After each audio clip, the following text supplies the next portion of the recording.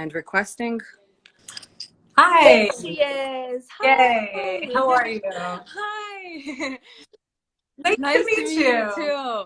Thanks for everybody for So great to be here. being patient. It took us a couple of minutes, but we got you on the line. This is exciting. Yes, I'm very happy to be here with you and your audience. So looking forward to our talk and all your great questions. Excellent. Well, I'm very happy that Rice Initiative allowed me to take over their profile today so that we can conduct this amazing and super important conversation.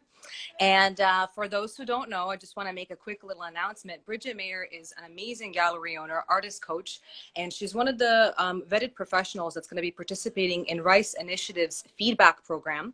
She's also an author of this fabulous book called The Art Cure.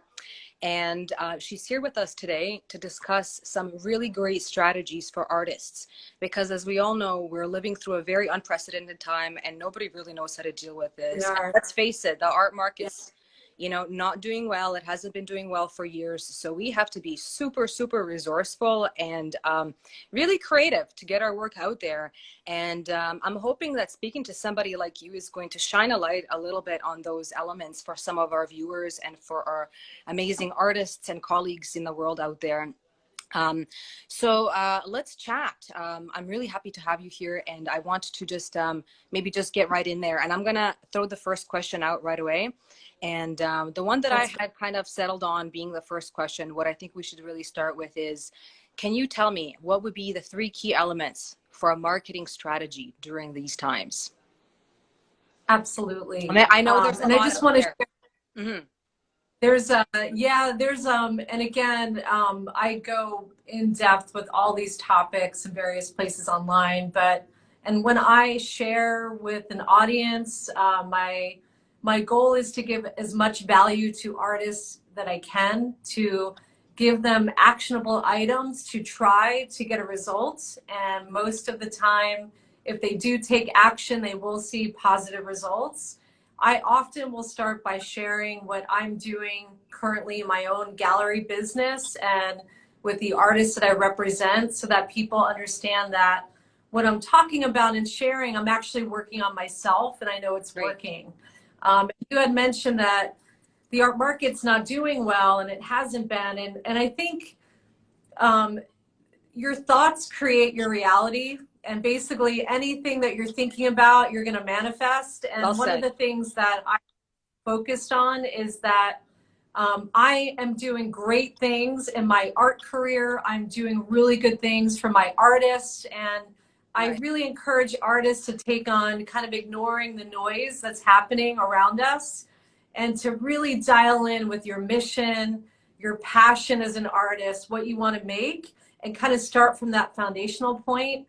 So your question on the 3 key elements for marketing strategy during COVID, the first thing that I recommend, which can be challenging for artists, is to focus on making personal connections with every single person in your network.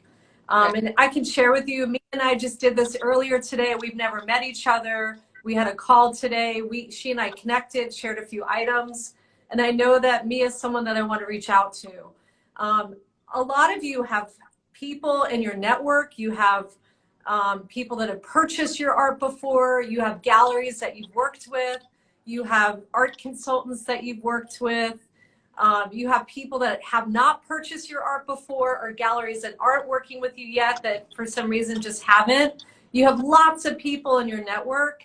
So my number 1 tip, and this is what I've been focused on over the last 4 months, is calling people, emailing people, sharing things that I'm up to, sharing things about the artists I represent, establishing the overall care of the relationship that I have with that particular person, and why that person's important to me and important in my network. So for artists out there, most artists these days, Mia, as you know, are focused on, they're like, okay, well, I'm going to post on social media and that's my way of communicating. Or I'm going to send a text message maybe, and that's my way of communicating. Or I'm going to rely on my gallery or person representing me to communicate.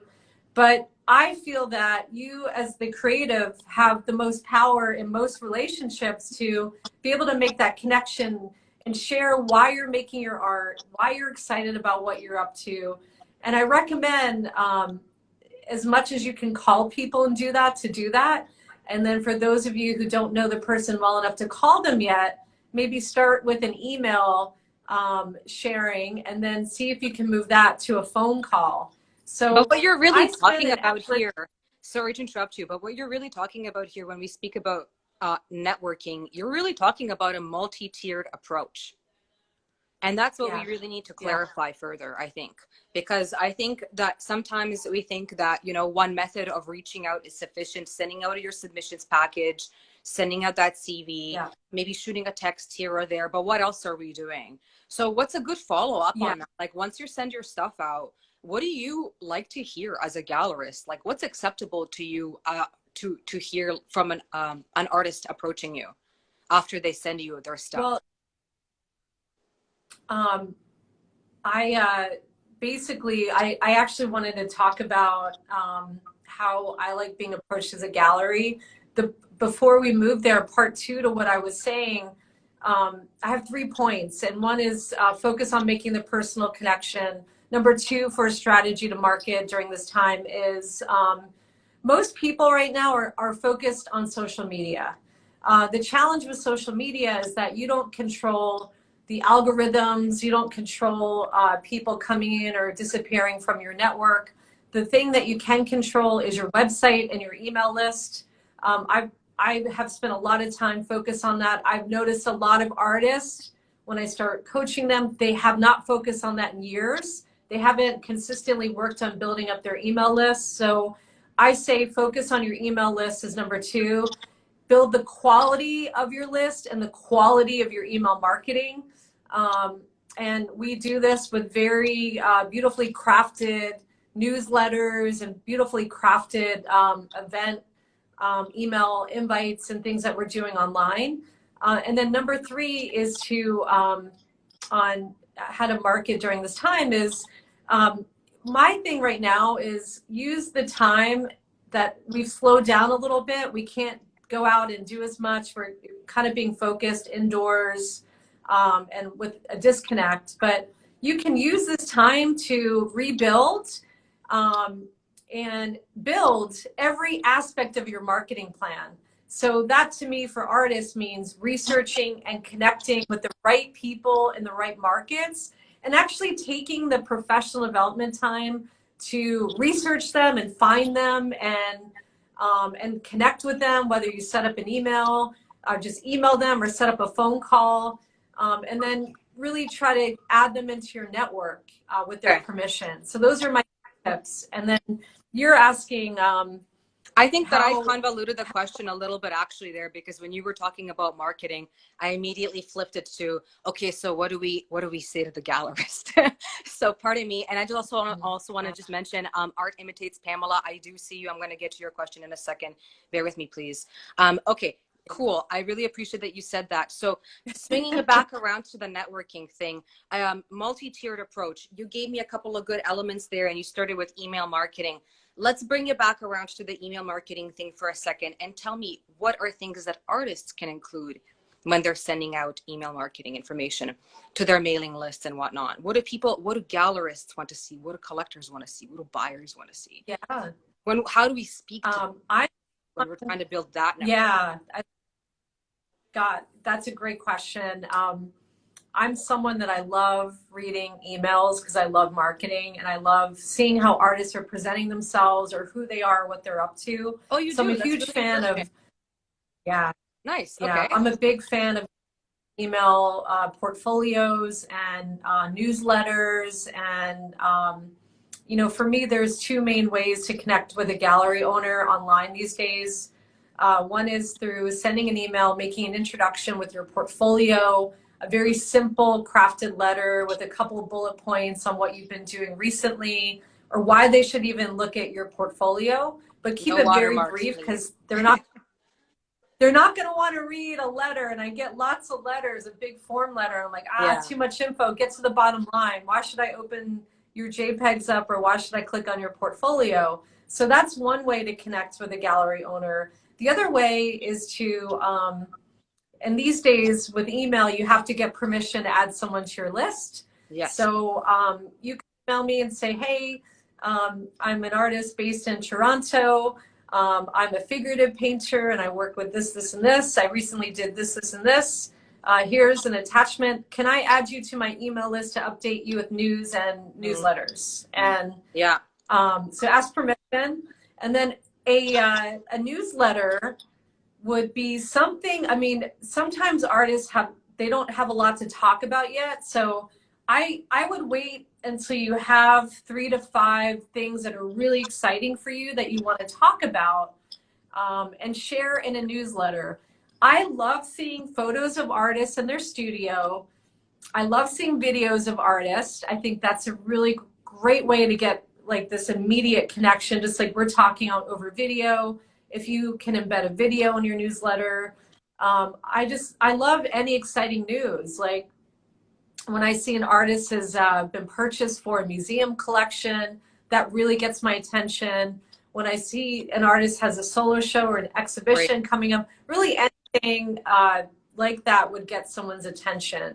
Okay. But I also think the important part is to make sure that your list is continually being developed so that you actually have a robust list to send this out to. That's what I wanted to hear. So my screen is shaking just because I'm taking notes, and I have you positioned on a really precarious box. So I'm taking notes so that I can readdress those amazing points that you're making. So for those of us that are just joining in, Bridgette Mayer just gave us some really good notes about email marketing, and I wrote them down here for you guys. So the first thing we're going to be talking about, that first thing she mentioned, is your mailing list. So take time to research a good mailing list, find out the calories and the spaces that are appropriate to your type of work. You know, do your research, go to their website, make sure it aligns, get their permission if needed. Now, this is the other important part because my background's in marketing. So I'm going to tell you guys right off the bat, whatever country you're coming from, they're going to have different marketing laws around email marketing. We have spam laws that are different in Canada versus Europe versus the States. So I'm looking at the moment in Canada, and here you're allowed to collect emails that are located on publicly placed mastheads. So for example, when I'm making a media list, all the journalists are laid out on the website, so I could take their mail and I can use it. If they want to unsubscribe, they're welcome to do that. And that's not the case in every country. So make sure that you're staying on top of spam laws in whatever country that you're in, because when your mailing lists, when your mail gets flagged as spam a lot, you're going to get banned from your server and you're not going to be able to send out those mailing lists. So definitely be on top of the legalities and make a really nice crafted mailing list. The names that are relevant to you are the good names to have. I think it's more important to have 30 solid names than 300 names that are not going to care about your work because you're a photographer and they don't sell photos. You know what I mean? So keep that. That's another level that she mentioned is having a network multi-layered approach. So that was, again, reaching out to your network in different ways, your colleagues, your peers, and as well other people who are doing what you do, industry professionals. Reach out for support, for programming, or to share your work. She also mentioned having good photos and video because that's something that people like to see. And I kind of threw it in there, but I'm going to throw it in one more time. Guys, please make sure your stuff is not watermarked. If you're sending out a portfolio, people are quite frankly going to dismiss your work if it's watermarked. Just understand the way that you embedded your image. Make sure, you know, when you're saving it, save your permissions in such a way that people can't copy it. At the end of the day, you know, if somebody really wants to take a screenshot of your stuff, they could take a screenshot, but that's going to be really, really tiny resolution. So don't sweat it. If you're sending your stuff out to professional galleries, no one's going to steal your stuff. It's going to be fine. Don't watermark it. You want them to every little detail. They want to be able to zoom in. They want to be able to see your brush strokes. Let them have that. Video, also definitely put those videos on there. But another helpful tip for me actually is try not to embed them directly into the email. See if you can do like a link hosted, for example, from YouTube or Vimeo, because then it's not going into the actual body of the email and it's not going to be super big. So do that. And the very last point that Bridgette had, which is my favorite point of all, have exciting news. You know, when you have new work that you've developed, get a couple of pieces and then put them in there. When you have some shows you want to let people know about, tell them about that. People don't necessarily want to read a lot of mail, but if you send a newsletter out once a month or every 2 months that's telling us what work you're working on, what your stuff looks like now, where you're selling it, where we can find it, where we can see it, where we can read about it.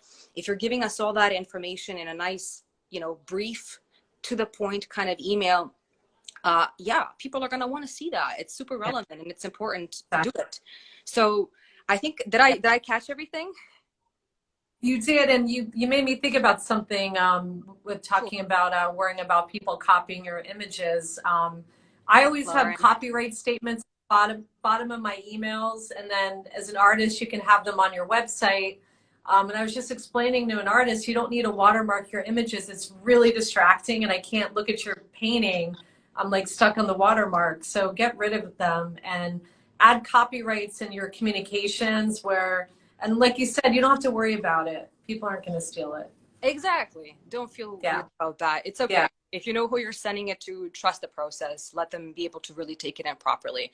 Okay, that's amazing. Yeah. So kind of going off of that question, what are some of the most relevant, yes, I'm happy people are responding to these questions. I'm really happy to hear that. Thank you for the last comment. I wanted to ask you, what are some of the best channels for sales right now? What's active? What's interesting? Where would you tell people to sell their work? Online. To sell their work. Or number one, for promotion. Like, what are some of your favorite channels for? I would say specifically for sales, because we have so many different ways of promoting us. But what are good like avenues that we can sell our work online at? Are we talking just socially? Are we talking those online galleries, auctions? What's your mode of preference right now? And what do you tell your artists to use during these times? Where do you send people? So I'm one of the people that I take all my artists, I promote and market them, and I sell their art, and they sit back and they work with many galleries, and I'm a primary gallery for most of them. So I'm actively selling, and I do it over the phone and through live communications with clients. Mm-hmm. When I say live, that now is over the phone and email. I just did a private studio tour and talk with an artist, and I set up a private page on the gallery website, and you had to put in a password to enter it, and then you could buy through that website, and I had connected that back to Shopify, which I'm a fan of. It's really easy to use, so people can set up Shopify sites. I know some artists that have sold works, smaller or particular bodies of work on Etsy. We've worked here and there with Artsy, and I know a lot of artists are on that site. But my whole thing is take control of your own destiny and have your own website set up for e-commerce. I just interviewed someone recently that works for a company through WordPress called WooCommerce. So a lot of artists will use website templates. Yeah, so he's works with WooCommerce, and they have a very easy platform, and they have lots of artist examples on their website where you can set up your own shop, and that way you're not interfacing with someone in the middle. There's a shopping cart, and you handle the logistics, and you get to correspond with the client. So I would say whatever your website, however you've built it, that most of them now have platforms for setting up e-commerce, and WooCommerce is one, Shopify is another. I say take control of whatever you can sell on your own, and then hopefully if you have a gallery, you're working in partnership with them, and they're in agreement with whatever you're doing if that needs to happen, and they're also actively selling your art. Okay, so I just took part in a benefit show online, and we sold 5 pieces through Instagram. So my feeling is that Instagram, from what I've experienced, is good for sales under 1,000. However, I've had artists that I know that collect art. They just buy what they like. Or if there's an architect or an interior designer and they see an installation or they see a beautiful photo, they're going to inquire. So it might not matter with that price point, but that's more of a longer term relationship, I believe. And I think Instagram is still a great source for sales.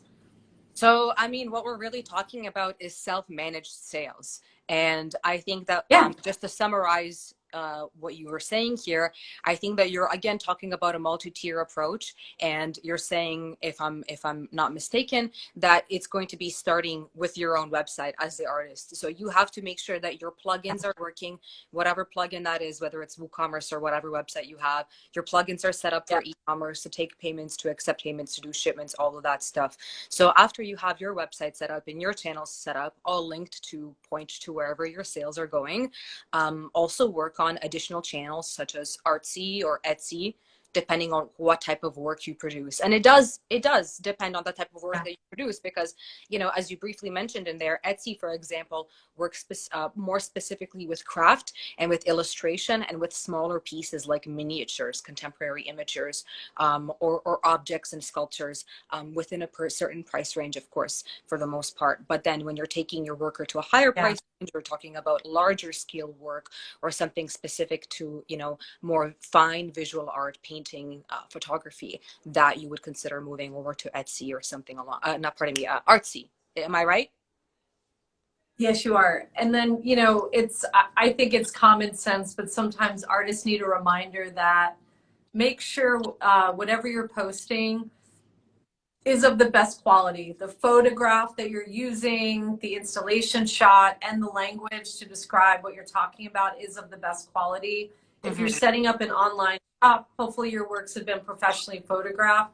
I've seen a lot of artists say, I'm having a hard time selling my work, and I look at the images and they're not great. So that's kind of the first impression that people get of you, is what your images look like. Often they're shopping online, kind of like Amazon. We can like type in anything and things will pop up.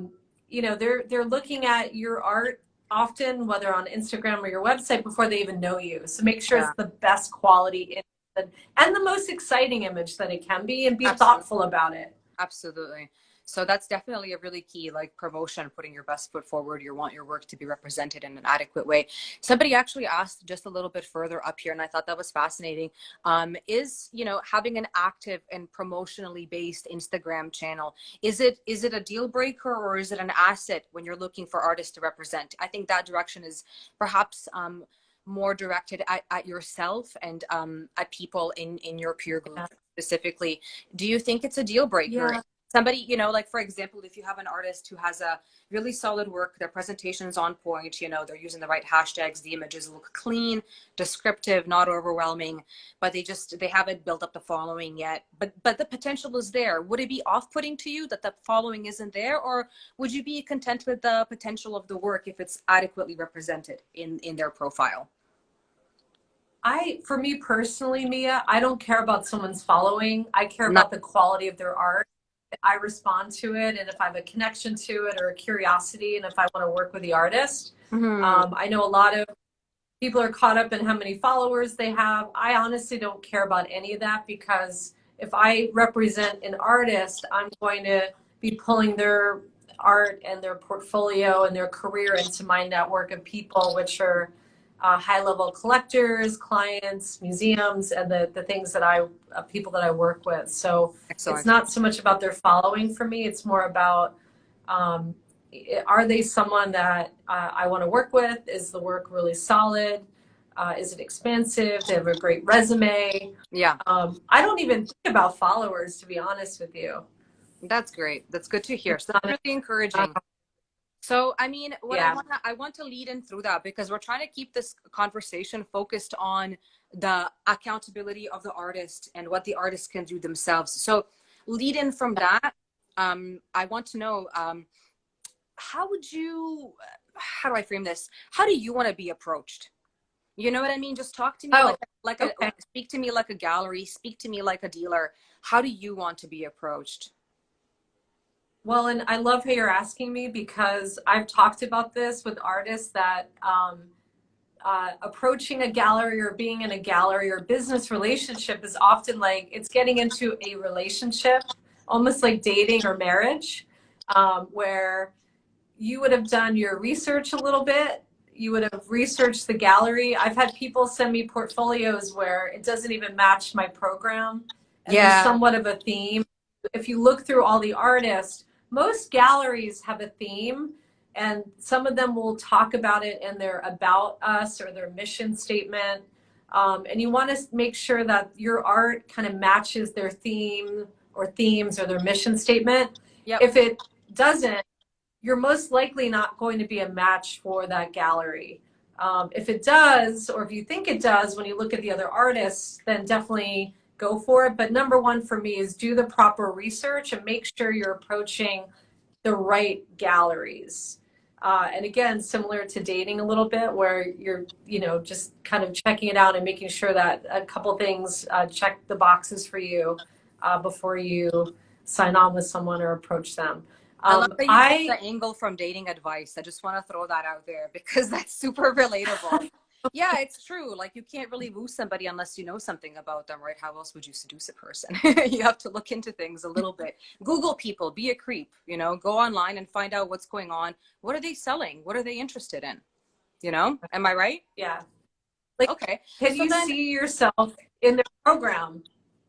Yeah, exactly. Yeah. So and if you can't, then really not a match.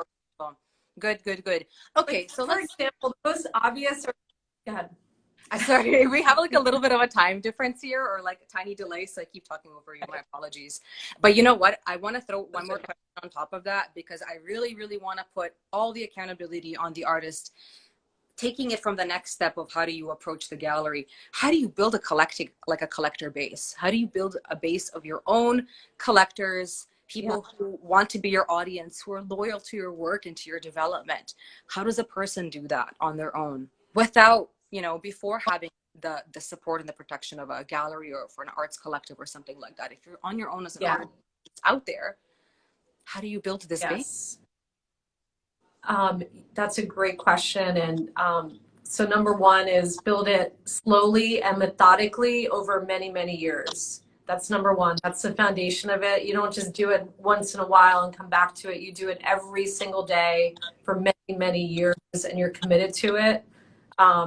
Second is, and this is where right now with COVID, this is a little bit challenging. I think the traditional way was to go out to openings and meet people, go to museum events and meet people, go to lectures and meet people. There's actually a lot going like this. We're online right now. So you guys can meet Mia and you can meet me. We're here.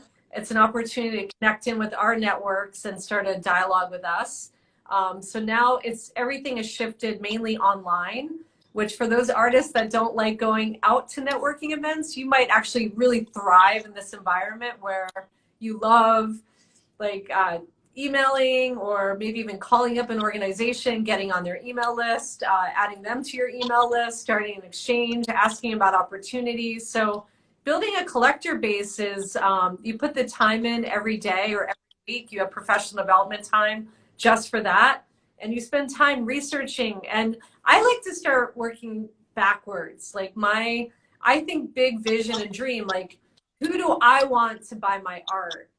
Who do I want to be a collector? Who do I want to meet? Where do I see my art?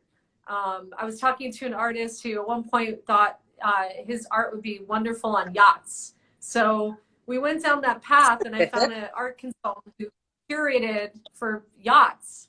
And guess what? Eventually, they bought a painting and put it on a yacht. But it took a couple years. But we started with the end in mind.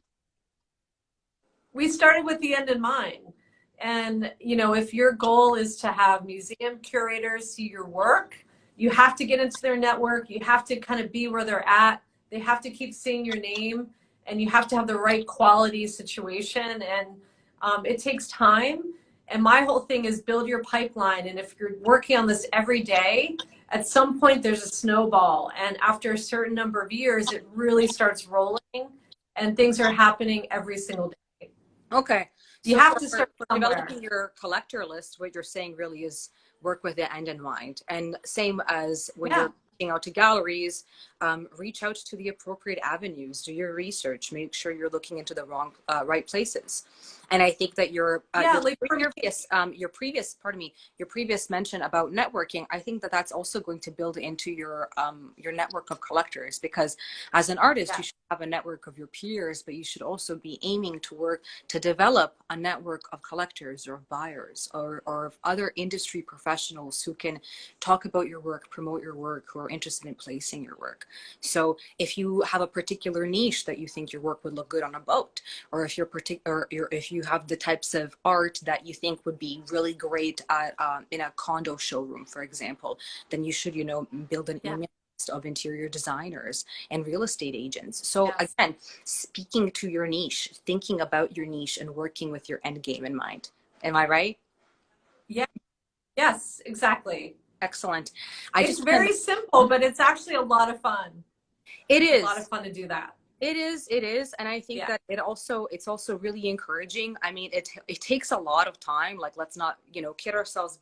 Building a proper mailing list can take quite a bit, but it's really rewarding because you're essentially building your own output and you're building that network. And, sometimes you get a no, and that's okay too. The industry is as the industry is, but you just have to keep it moving and developing your work, right? Yes. And Mia, one thing that I hear a lot from artists is that, oh, the market that I'm in, like, there aren't people available. And my immediate answer, it's kind of twofold. And one is, okay, well, if the city or particular place that you're working doesn't have a lot to offer you, then go to the next market or keep expanding the places that you're marketing. Maybe you need to go overseas. Yeah. Maybe you need to go across the country. Good.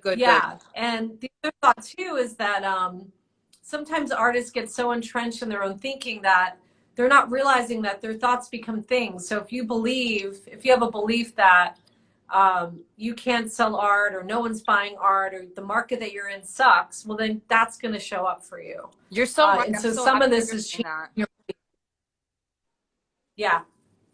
and you totally called me out on it at the beginning too, because I led the conversation with, okay, so the new art market reports came out about a couple of weeks ago. So I've been reading those. And of course, you look at those numbers, sometimes you're like, oh, darn, Anyway, so I led this conversation with being like, well, Bridgette, the art market's not doing well. What do we do? I'm so happy you called me out on that. Because it's so true. Like, how is it going to be a good art market unless we actively work to make it that, unless we connect with each other, unless we're constantly improving our work, our delivery, our presentation, and how we treat each other as well. I mean, yeah, you're so right. It's all about how you make it. And also another really great thing about this element of positivity you're touching on is how much that translates to your professional practice and to your presentation as an artist.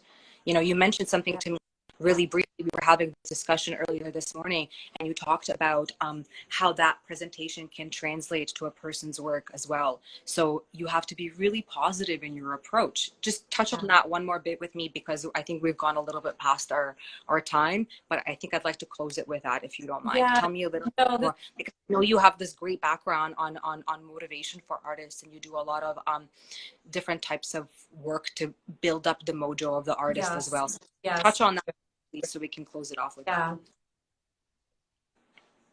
I think artists sometimes forget, because their strength usually is in the creation process and being in the studio making art. And that can be a little isolating. It can be intense. And then they come out, and then the other side is the business side, where they have to be a certain way and interact with people to get results. And I can tell you from a client end that people overall want to do business with and interact with positive, empowered people. People that are feeling great about what they're doing, people that have a confidence about what they're making and why, and people that have a strong purpose and are going down a strong path. Those are what will attract to you like-minded people with the money to buy your art. So my whole thing is, be careful of your language and how you're talking about yourself and what you're up to. Always keep it positive and empowering for yourself. You can find, even if you think nothing's going on in your life or your career right now, I would, you know, disagree that there's always one or two things that are amazing. It could be a breakthrough you had in the studio that took you a while, or just something magical that happened. If you're able to work on your language and share that out in a really exciting, powerful way, I believe that artists will attract back people that are really interested in learning more or being a part of that or even buying it. So for me, language and how you're communicating, if you feel too shy to talk about your art, that's where you need to start working on your public speaking skills. You might need to join a Toastmasters or go to a public speaking group. Nice. That's definitely important. I had to do that many years ago, and it was a really painful process, but I did it and I got through it. It's a muscle that you need to build. And, you know, here's the other thing that I noticed, that artists need to work on their response to the question, what do you do? Or what is your artwork about? Because people want to hear not a long drawn out 10-minute discourse, but a couple minutes that is exciting, engaging, informative, and concise and well articulated. Wow. And my advice is, if you can deliver that really powerfully, you'll have an interested person. The second part to that is giving a business card or a card, an exhibition card with your info on it. And then the third part to that is following up that exchange with an email and making a further connection. But Nice. that starts with your language and how you're presenting yourself and how you're coming across. Mm-hmm. Yeah, that elevator speech has to be a really, really poppy, brief, and very polite and And you know what I was thinking? I'm like, they call it elevator pitch or elevator speech. Yeah. I hate that because I feel like it intimidates artists. It's more like, you need to be able to answer the question, what do you do? Or what is your art about? That's where it starts. Yeah. So it's more about, you know, yeah, you're right. I think that elevator pitch has like an advertising and I think like me and my marketing background, I'm always like, okay, what's the sizzler? That's how I think about bullet points. But you're right. That leaves out the context entirely, and we have to be contextual when we're talking about our work, and that's what dealers really want to hear. Yeah. Bridgette, you're amazing. Thank you so much. Yeah. You're really just so inspiring, and honestly, I'm going to be taking a lot of this advice myself. You really hit me, especially the positivity thing. I need to step it up a little bit. But I just want to tell our listeners really quickly, since I have everybody here before we cut off. So Bridgette Mayer is actually going to be one of the vetted professionals for Rice Initiative's feedback program. And the feedback program is something that we're doing that's completely new.